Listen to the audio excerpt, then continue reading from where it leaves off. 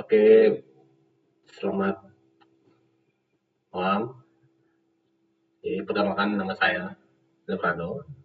Saya dari jurusan Teknik Elektro dan saya di sini presentasi tentang art atau bisa dibilang augmented reality. Di sini ada penjelasan umum dan detailnya. Jadi selanjutnya, apa itu augmented reality? Di sini definisi art. Oke, jadi teknologi yang menggabungkan dunia nyata. Jadi augmented reality atau disebut AR adalah teknologi inovatif yang menggabungkan elemen digital dengan lingkungan nyata secara real time seperti pada filter, Instagram, dan aplikasi peta interaktif.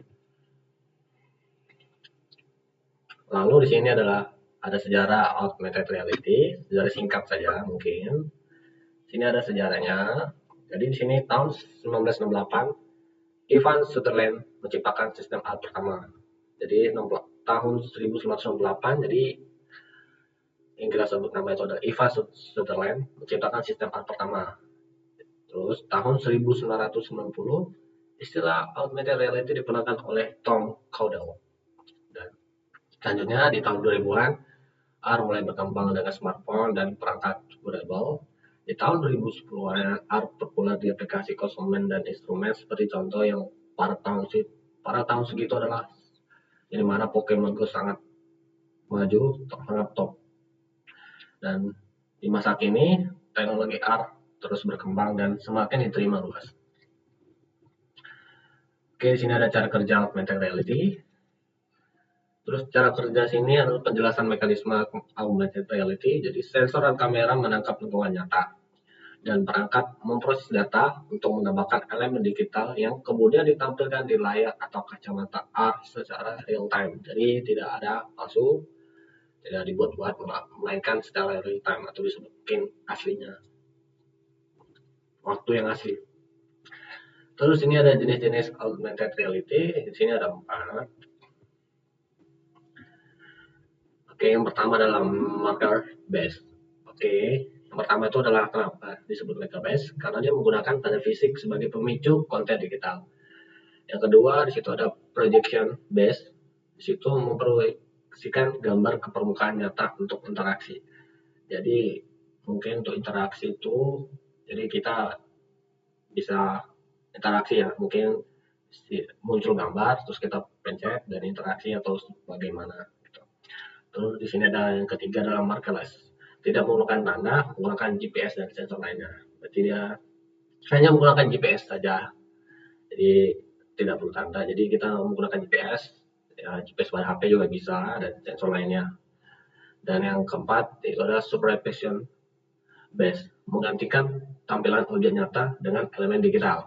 Jadi objek nyata itu mungkin seperti kursi, kita menggantikan tampilan objek nyata. Mungkin contohnya itu kursi, terus nanti kita bisa menggunakan elemen digital yang ada di situ. Mungkin kita cari kursi, ya udah kita cari di situ kursi. Mungkin dia pengen cari kursi, ya udah kita carikan saja dan muncul ada elemen digital kursinya.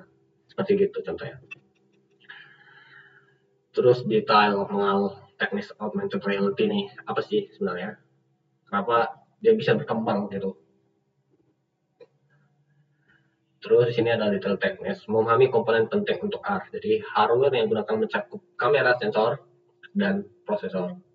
Sementara software meliputi algoritma pengenalan gambar dan rendering, dan platformnya seperti smartphone atau handset AR. Jadi di sini ada 2, hardware dan software. Jadi hardware itu dia menggunakan kamera, sensor, dan prosesor. Sedangkan software itu menggunakannya ya platform atau pengenalan gambar dan rendering lah pokoknya. Jadi kayak pengganti lah seperti smartphone atau handset AR seperti gitu. Jadi di sini ada kelebihannya. Jadi kan AR itu nggak mungkin dong kayak membuat itu jadi keren, tapi pasti ada namanya kelebihan dan kekurangan. Sini kelebihannya di augmented reality. Terus yang ada pertama adalah pengalaman pengguna. Real time information greatly enhance user experience and satisfaction. Jadi di sini penggunaannya tuh menggunakan real time. Jadi informasinya dan itu user-usernya akan menggunakannya dengan baik. Terus yang kedua adalah pelatihan interaktif. Jadi augmented reality makes education more engaging and effective for learners. Jadi di sini pelatihan interaktif itu jadi menggunakan edukasi dan efektif untuk para pembelajar dan sebagainya. Terus yang ketiga sini adalah visualisasi produk. Jadi user can visualize products before making purchase decisions easily. Jadi visualnya tuh produk-produk. Jadi dia ada produk jadi menggunakan visualisasi produk yang sangat bagus lah. Jadi memanjakan mata gitu.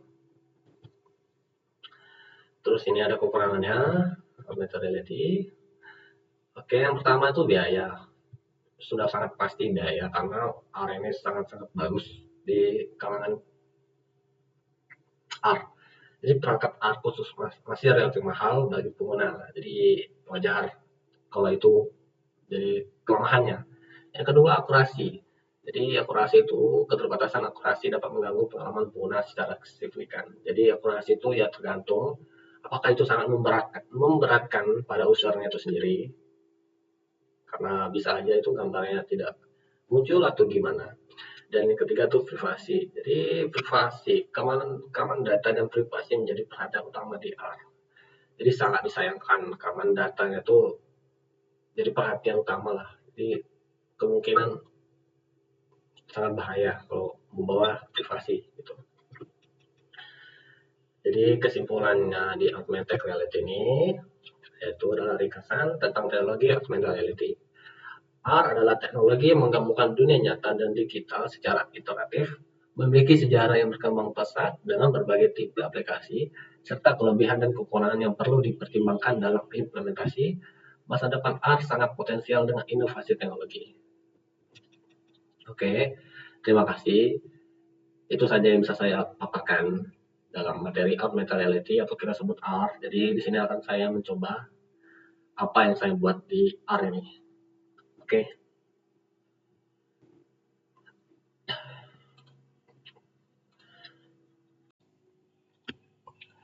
Nah, jadi di sini saya menggunakan web namanya itu adalah ini sangat gratis buat kalangan anak kuliah yang baru tuh mulai sekali. Jadi sebelum bikin proyek R ini, kita tuh apa sih sebenarnya mau objek 3D atau gambar 2D. Nah, jadi kan sebelumnya tuh kita download dulu 3D-nya. Dan di sini tuh dia menggunakan adalah sistemnya tuh file itu namanya GLB. Jadi kalau nggak ada namanya sistem file GLB, jadi dia nggak akan bisa mengakses. Nah, di sini saya membuat 10K home resistor. Jadi saya membuat jadi itu di sini kita buat kreasi Anda, terus kita bikin default editor.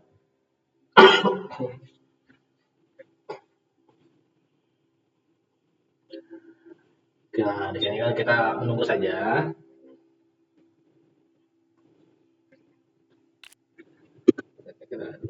Oke. Nah, di sini kan masih kosongan. Nah, di sini kan ada namanya 3D. Nah, di sini kita pencet. Karena kalau kita maunya sebenarnya bebas, kita mau 3D atau 2D. Dan saya menggunakan adalah di sini adalah 3D. Nah, objek yang saya gunakan tadi, oke,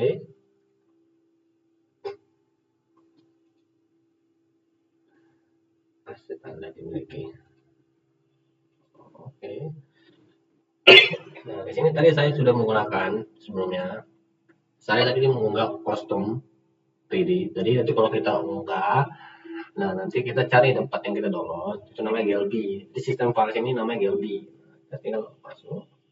Nah, sini sudah terlihat.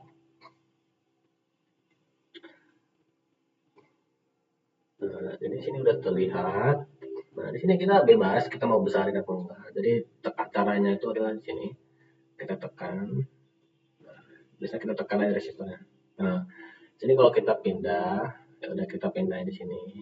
Nah, menyesuaikan sama di bawah ya. Oke, kalau misalnya kita ubah ukuran, udah kita ubah saja. Kita ubah paling besar ya, biar terlihat sangat keren. Ya udah, ini paling mentok banget ya. Bukan ya. Nah, sini udah paling gede. Kita bikin paling gede, jangan ragu-ragu. Nah, oke, kita pindah. Nah, di sini tuh sistemnya oke, data. Oke, nice. Nah, di sini udah. Ini masih belum. Kali nomor. Tekan lagi. Tadi masih di sini. Nah, di sini udah kan. Nah, oke, cakep. Tapi posisi dia agak ini ya, beda. Oke, kita pindahin. Oke, di sini aja deh. Oh, alah.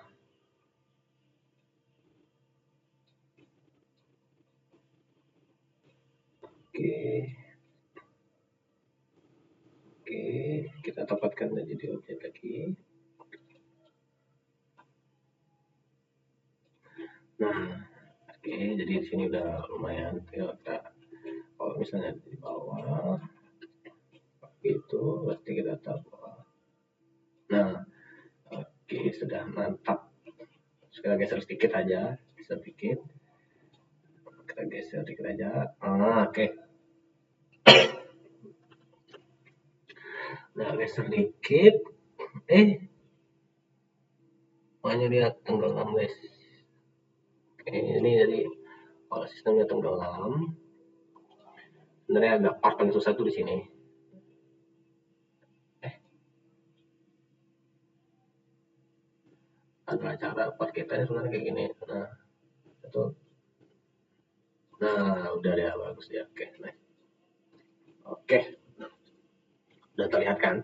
Dan di sini kita tambahkan aja tadi. Namanya tadi di sini sesuai di sini adalah 10K home resistor. Kita bikin sendiri resistor 10K home. Resistor 10K home.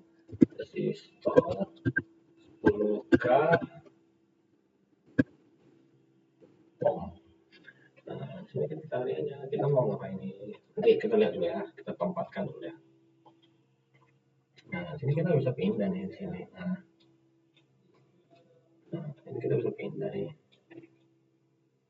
Oke, oh, saya paham.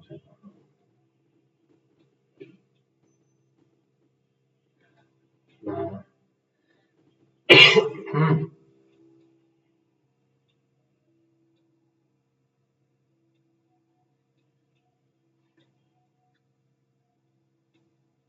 nah di sini kita bawakan. Oke, di sini saya bawakan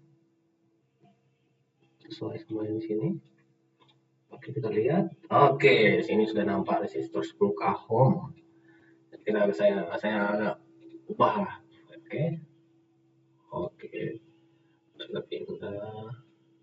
Cocokkan lah ya. Oke, resistor 10K ohm sudah jadi nih. Nah, kalau sudah jadi kayak gini, kita lihat dulu berarti jauh reviewnya. Jadi review kita biar di 3D-nya tuh gimana sih? Gitu. Oke, kita tekan play di sini. Oke. Oh, jadi sini ya previewnya tuh kayak gini, guys. Oke. Oh, gini. Oke, kok habis itu kita terbitkan ya. Kita terbitkan dulu. Capture, save in thumbnail. Terus kita lengkapi informasi. Ya, kita bikin ini sebagai simulasi saja. Penjelasan juga bagus. Lanjut. Terus kita tekan lanjut. Kita tekan itu bisa publish ya.